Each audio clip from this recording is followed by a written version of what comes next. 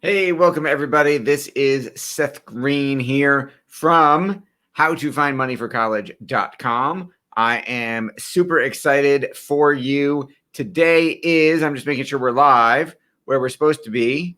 Today is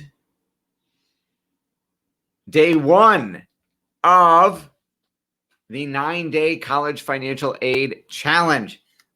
This is our first live challenge. So welcome. Thank you so much for joining us. I really appreciate it. Now, let me tell you a little bit about what we're going to be doing for the next 9 days. We're going to be live every day at 4:30 p.m. Eastern time. So what that means is tune in live and you get to actually ask questions live. Now you can watch the replay or the video any point after 4:30 or the next day. We'll be sending out emails reminding you to tune in, telling you what happened, telling you what to go check out, all of that stuff. But we will be live today at 4:30 every single day for 9 days. Now you will notice it says I'm going live with StreamYard. Before leaving a comment, please grant StreamYard permission to see your name at StreamYard.com/Facebook. Please click that button and say okay so that we can actually see who's asking the questions and make sure we get you the right answers. We are giving away a prize at the end of the 9 days. The prize is a free vacation. It is a 3-night, 4-day stay at a 5-star resort in Orlando or Las Vegas. You get to pick where you go. You get to pick Orlando or Vegas. If neither of those cities appeals to you, we can work something out. You have to get yourself there, whether that's train, plane, automobile. I will pay for the hotel stay. I have stayed there with my wife and kids. We've had team members who work here stay there. It is absolutely beautiful. It is close to all the theme parks. It is a beautiful resort. There's multiple pools. There's a pool with a swim-up bar in it for mom and dad. We had an absolutely wonderful, wonderful time, and you will too, whoever wins. That prize is going to go to the most engaged person. That's the person who comments the most, who engages, who asks questions. So the more you put into this, not only will the more you get out, but the more of a chance you will have to win our free vacation. So everything we're going to share is based on the current laws and the current regulations. Now, I don't know if you know this, but the Consolidated Appropriations Act that Congress passed in December of 2020 had sweeping changes for financial aid, totally changed the game. And President Biden has made a number of changes since then. He signed a number of orders, bills. They're proposing, with Schumer, hey, let's forgive $50,000 of college debt.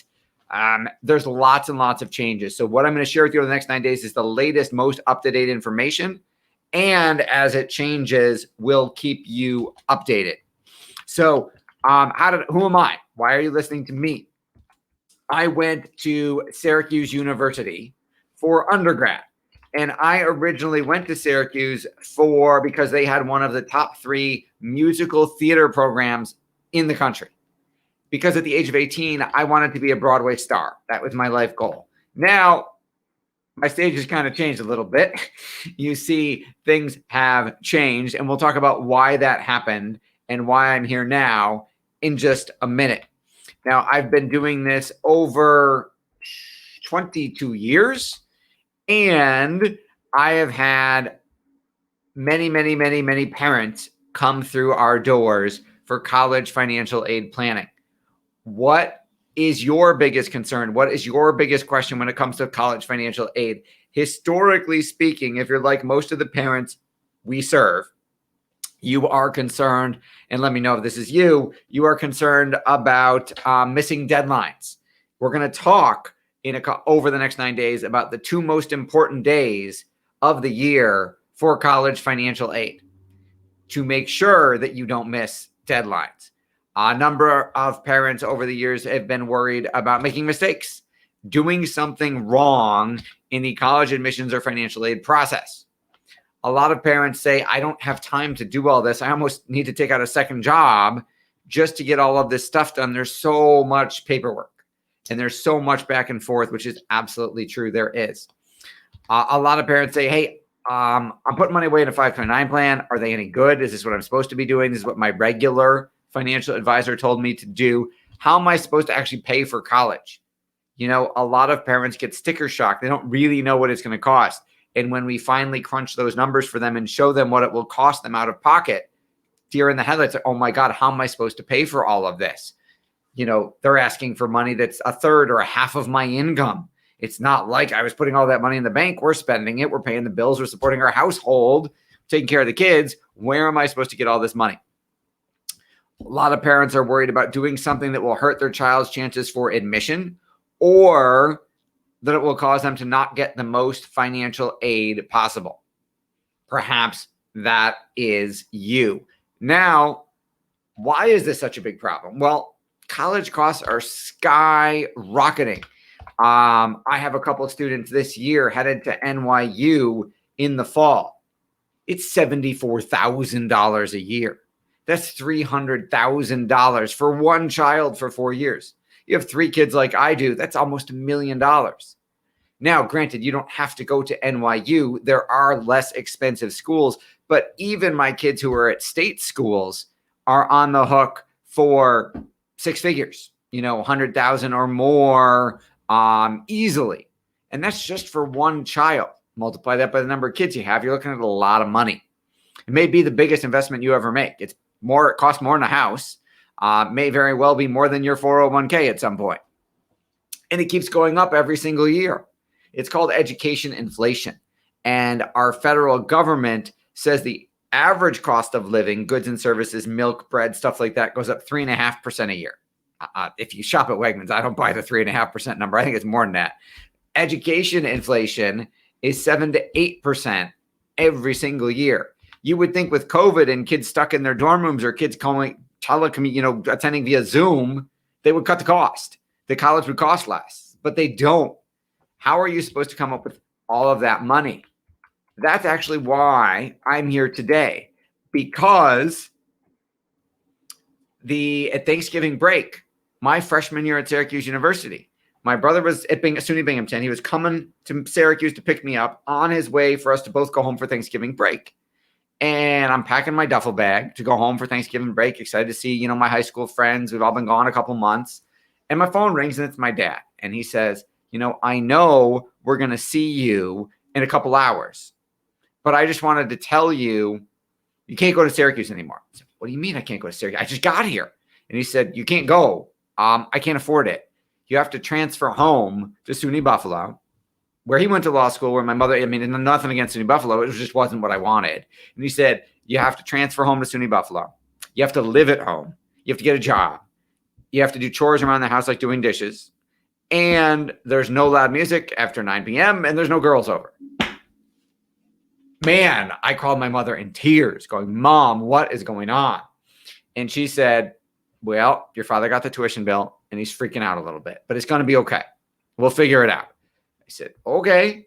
I went home for Thanksgiving break. I cried to my brother in the car and nobody said anything. It's this 800-pound elephant gorilla in the room and nobody said anything. I didn't know if I was supposed to go back to school and get my stuff and come home, but he drove me back to school and nothing happened. I didn't have to come home. And then every single semester, he kept doing this. And I realized he was going to freak out every time he got the tuition bill, and it was just going to be okay. But I decided another pivotal moment affected me. I watched some of the older kids at Syracuse who were seniors. I watched them graduate and go to New York City or LA to be actors. And I watched them come back, and they would come back a couple months later and visit. They'd come for homecoming or whatever. And they were telling stories about sleeping on their friends' couches, and their stuff was all in storage. And they were working 3 or 4 temp jobs, trying to get their big break and have time for auditions.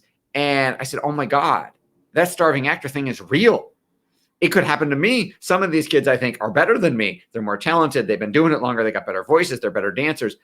Oh my, if they're not making any money, if they're starving waiters, what am I going to do? I felt like I already was starving with my dad going, we can't afford this every semester. I didn't want to go be a starving actor, a starving waiter anymore. Although I did complete my degree in theater at Syracuse, I said, I'm going to start looking for a backup plan. And my backup plan is I want to help other families avoid the stress, trauma, and drama of the high cost of college. So I became a college financial aid planner. And my job as a college financial aid planner is to act as your child's sports agent. It doesn't matter if they don't have to be an athlete. There's no varsity blues scandal here. What I mean by the analogy is, let's take the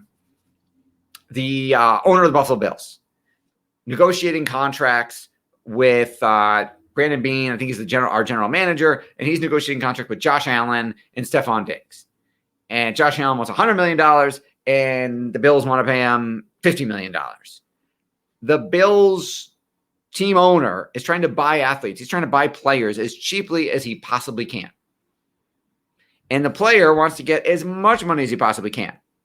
The only person fighting on behalf of the player is their sports agent. They negotiate with the NFL team owner to get their client, the sports athlete, more money. So that's my job. I act as your child's agent almost to negotiate with the schools to get them, your child, more money. Because the schools are engaging in something called financial aid leveraging. This is according to Money Magazine. 65% of private schools and 27% of public schools engage in financial aid leveraging.